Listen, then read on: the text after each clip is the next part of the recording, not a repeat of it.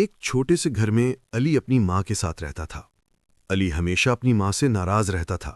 وہ کہتا، آپ میرے لیے کچھ نہیں کرتی، میرے دوستوں کے پاس سب کچھ ہے۔ ماں خاموش رہتی، بس مسکرا دیتی۔ ایک دن علی نے ضد کی، مجھے نیا موبائل چاہیے ورنہ میں آپ سے بات نہیں کروں گا۔ ماں نے آہستہ سے کہا، بیٹا ابھی میرے پاس پیسے نہیں ہیں۔ علی غصے میں گھر سے باہر چلا گیا۔ اگلے دن علی نے دیکھا کہ اس کی ماں بہت کمزور لگ رہی ہے، لیکن وہ پھر بھی کام پر جا رہی تھیں۔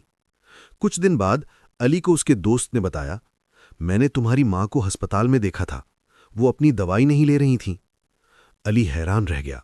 وہ فوراً ہسپتال پہنچا، جہاں ڈاکٹر نے کہا، تمہاری ماں اپنی دوائی کے پیسے بچا رہی تھیں تاکہ تمہیں موبائل لے سکیں۔ یہ سن کر علی کے آنسو نکل آئے۔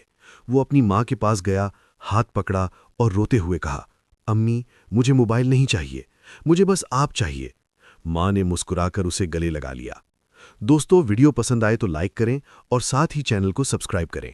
ایک دن احمد کو سڑک پر ایک بٹوا ملا۔ اس میں بہت سارے پیسے تھے۔ اس کے دل میں خیال آیا، یہ پیسے رکھ لوں، میری بہت ضرورت ہے۔ لیکن پھر اس نے سوچا، نہیں، یہ کسی کی امانت ہے۔ وہ بٹوا لے کر پتے پر گیا، دروازہ کھٹکھٹایا۔ ایک بوڑھا آدمی باہر آیا۔ احمد نے بٹوا واپس کیا۔ بوڑھا آدمی خوش ہو گیا۔ اس نے کہا، بیٹا میں کئی دن سے پریشان تھا، یہ میری زندگی کی جمع پونجی تھی۔ پھر اس نے احمد کو انعام دیا اور اپنی کمپنی میں نوکری بھی دے دی۔ احمد کی آنکھوں میں خوشی کے آنسو آ گئے۔ ایک گاؤں میں دو بہن بھائی رہتے تھے۔ گھر کی حالت بہت خراب تھی۔ ایک دن بہن نے کہا، ہم خود کچھ کیوں نہ کریں۔ انہوں نے تھوڑے پیسوں سے لیمنیڈ کا چھوٹا سا سٹال لگا لیا۔ شروع میں کوئی نہیں آیا، لیکن انہوں نے ہمت نہیں ہاری۔ آہستہ آہستہ لوگ آنے لگے۔ ان کا سٹال مشہور ہو گیا۔ کچھ مہینوں میں انہوں نے اپنا بڑا دکان کھول لیا۔ ایک دن وہی لوگ جو ان پر ہنستے تھے اب ان سے سیکھنے آئے۔ بہن بھائی خوشی سے ایک دوسرے کو دیکھ رہے تھے۔ ایک اسکول میں علی نام کا لڑکا پڑھتا تھا۔ وہ بہت غریب تھا۔ اس کے پاس نہ اچھے کپڑے تھے نہ کتابیں۔ کلاس کے بچے اس کا مذاق اڑاتے تھے، لیکن علی ہمیشہ محنت کرتا تھا۔ ایک دن ٹیچر نے کہا، کل سب اپنا پروجیکٹ لے کر آئیں۔ سب بچوں نے مہنگے پروجیکٹس بنائے، لیکن علی کے پاس پیسے نہیں تھے۔ اس نے رات بھر محنت کر کے ہاتھ سے پروجیکٹ بنایا۔